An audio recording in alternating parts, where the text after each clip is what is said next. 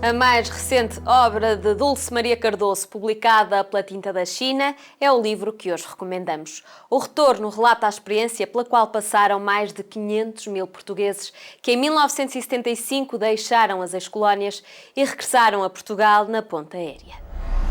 Queria, acima de tudo, escrever sobre a vinda para cá, mas o alojamento nos hotéis. Porque, se fosse, por exemplo, os retornados foram 500 mil, portanto houve situações muito variadas, houve retornados que não sofreram assim tanto com a vinda, que tinham arranjado maneira de ter as suas vidas arranjadas na metrópole, como então se dizia, mas muitos ficaram alojados em hotéis, e alguns hotéis de luxo, e portanto ver refugiados num campo de refugiados é uma coisa normal. Ver refugiados em hotéis de luxo é outra coisa, não é? As coisas fora do sítio provocam-nos, são muito estimulantes do ponto de vista dramático. E depois era o próprio país que estava em revolução, portanto era tudo, era um fim de ciclo, como agora o que estamos a viver, e era tudo muito apelativo, muito dramaticamente muito apelativo.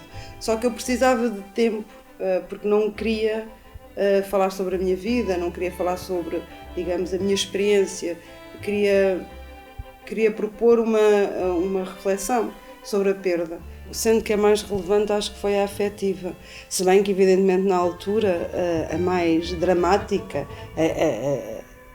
a que tornou as pessoas tão infelizes e tão preocupadas, tenha sido a material, não é? Porque as pessoas de repente viram-se sem casa, sem dinheiro, mas depois os mais capazes sempre souberam que arranjariam a vida, não é? Que era uma expressão que se ouvia muito na altura, arranjar a vida.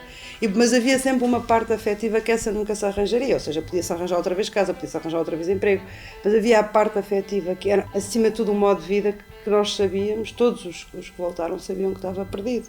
E por isso é que eu digo que a perda foi mais afetiva do que material. Estes factos, como eu disse, foram muito dramáticos na minha vida, e durante muito tempo eu enquanto estava a vivê-los, lembro-me de pensar, tenho de decorar. E não era, para mim, memória na altura era uma palavra que ainda acho que nem existia no meu vocabulário. Portanto, o decorar era exatamente a maneira que decorava os rios ou os caminhos de ferro, era tenho de decorar, não? E depois, com o tempo, porque eram factos geradores de sofrimento, porque eram factos incómodos, eu acho que fiz isso, que foi, decorei no sentido como se decora uma casa, ou seja, embeleza-se, escolhe-se o sítio onde estamos mais confortáveis, e eu fui encaixando esses factos dessa maneira. E agora, para escrever, precisei de desarrumar tudo. E é verdade que o que é de memória, o que é de imaginação, já passaram 30 anos, não é? Eu acho que há muita memória, e depois acho que para preencher as lacunas há imaginação.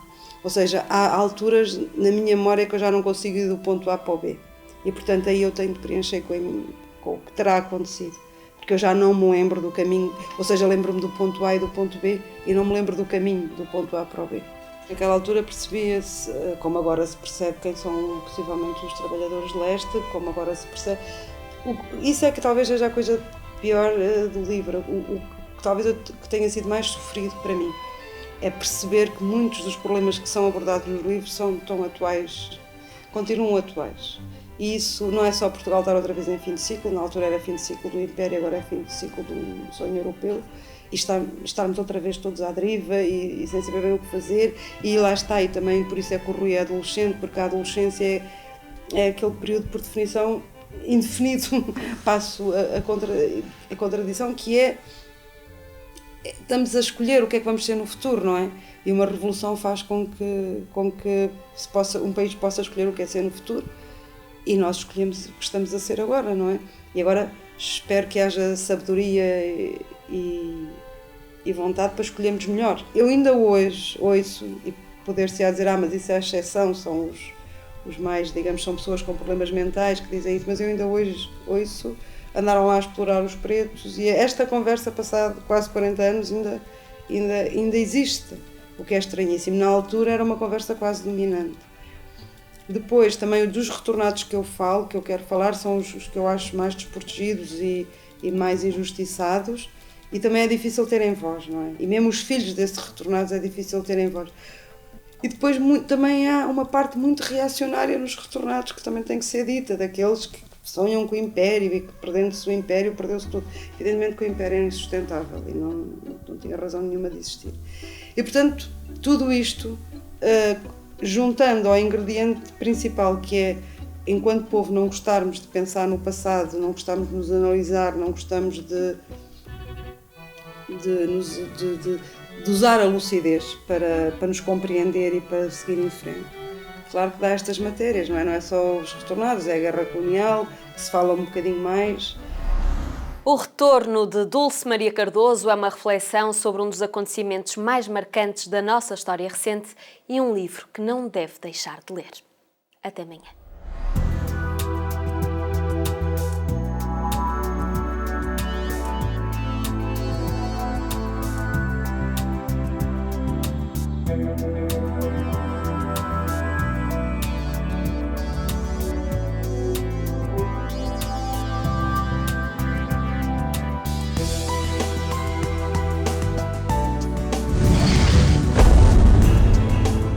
Programa apoiado pelo Plano Nacional de Leitura.